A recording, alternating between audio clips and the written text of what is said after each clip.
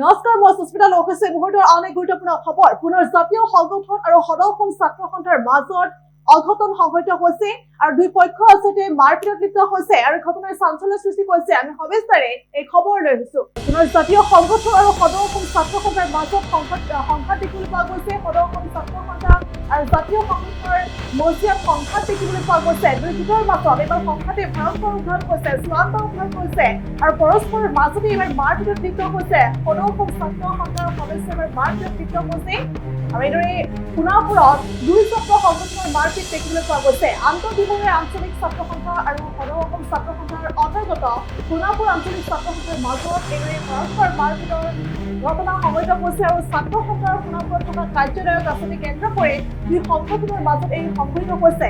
এই অনাকাংক্ষিত ঘটনা সংঘটিত হোৱা দেখিবলৈ পোৱা গৈছে আৰু দুই পক্ষই আচলতে কাৰ্যালয়টো নিজে বুলি প্ৰতিপন্ন কৰিবলৈ ফলক লগাব বিচাৰিছিল আৰু ফলক লগাবলৈ বিচৰাৰ সমস্যাতে আচলতে বাঘ বিতৰ্কৰ সৃষ্টি হৈছিল আৰু সেই বাঘ বিতৰ্কাই পৰৱৰ্তী সময়ত ভয়ংকৰ ৰূপ হৈছে। সেই বাঘ বিতৰ্কাৰ ফলতে কাজিয়াৰ সৃষ্টি হৈছে আৰু সেই কাজিয়াত ফলতে মাৰপিটৰ ঘটনা সংঘটিত হৈছে আৰু এই ঘটনাত ইতিমধ্যে কেইবাজনো ছাত্ৰ সংগঠনৰ কৰ্মী আঘাতপ্ৰাপ্ত হৈছে বুলি জানিব পৰা গৈছে আৰু লগতে সোণাপুৰ আৰক্ষী ইতিমধ্যে খবৰ লাভ কৰিছে আৰু সোণাপুৰ আৰক্ষীয়ে খবৰ লাভ কৰাৰ পাছতেই ঘটনাস্থলীত উপস্থিত হৈছে আৰু ঘটনাস্থলীত উপস্থিত হৈ পৰিস্থিতি নিয়ন্ত্ৰণ কৰিবলৈ সক্ষম হৈছে আৰু আনফালে ঘটনা সন্দৰ্ভত আজৰ সোণাপুৰ আঞ্চলিক ছাত্ৰ সন্থাই সোণাপুৰ আৰক্ষী থানাত এখন এজাহাৰ দাখিল কৰিছে আৰু লগতে আজৰ কাৰ্যালয়টি অবৈধভাৱে দখল কৰি থকা আন্তঃবিভাগীয় আঞ্চলিক ছাত্ৰ সন্থাৰ বিষয়ববীয়াৰ ওপৰত বিহিত ব্যৱস্থা গ্ৰহণৰ ইতিমধ্যে কাৰ্যালয়টি আজৰ টকা দিবলৈ দাবী পৰিলক্ষিত হৈছে আৰু এইদৰে আচলতে সংঘটিত হৈছে দুই পক্ষৰ মাজত আচলতে কাৰ্যালয়টো নিজৰ বুলি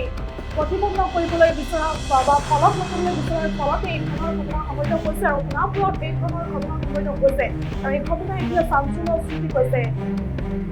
এই মুহূৰ্তত ভাষ্য আহি পৰিছে দৰ্শকসকল। হয়, আজি আমি সোণাপুৰ আঞ্চলিক ছাত্ৰ সন্থা আৰু খেতি আঞ্চলিক ছাত্ৰ সন্থাই যিটো আমাৰ আগতে পূৰ্বতে আমাৰ যিটো আমাৰ আন্তঃদিমীয় আচৰণ আছিল, সেই অভিযোগটো আমি ল'বলৈ যাওঁতে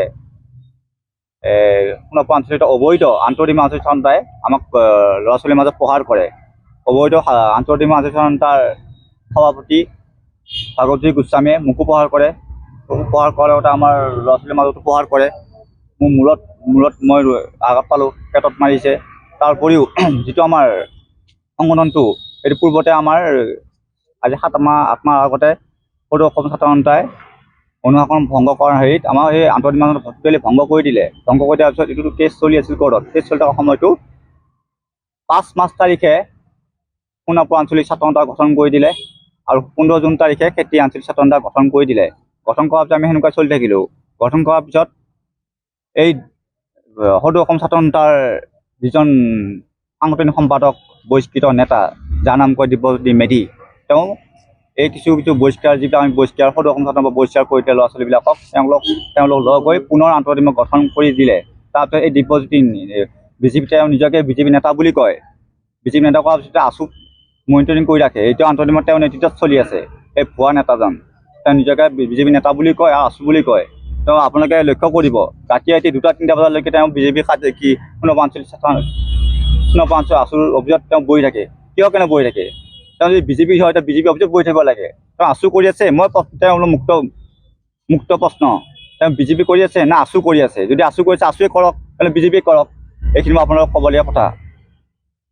তাৰপিছতো তেওঁ যদিহে আন্তঃদিমীয় যদি গঠন কৰিলে, গঠন কৰাৰ পিছত সভাপতি সম্পাদক জাষ্ট নামত 7 নম্বৰত যিটো জিংকুল ডেকা বুলি কয় নেকি, জিংকুল ডেকা, তেওঁ চাগে ঘৰ তেওঁতো পাছে একো নাজানেই, খালি চহীটো দিয়ে আৰু ভাগৱতী গোস্বামীয়ে য'ত কমপ্লেইন মাৰিলে কমপ্লেইন মাৰি দিয়ে। ৰিচেণ্টলি মই জনা মতে এখন এই 13 মাইলত তেতিয়াতো মাটি হেৰিত তেওঁ কমপ্লেইন এটা মাৰিলে। কমপ্লেইন মৰাৰ পিছত তেওঁ কি মিলামিলি হ'ল, কি নহ'ল সেইটো মই নাজানো। কিন্তু সেই মানুহজন অফিচত আহিছিল মই জনা মতে। অহাৰ পিছত তেওঁ কি লেনদেন কৰিলে কি নাই এইবিলাক নাজানো।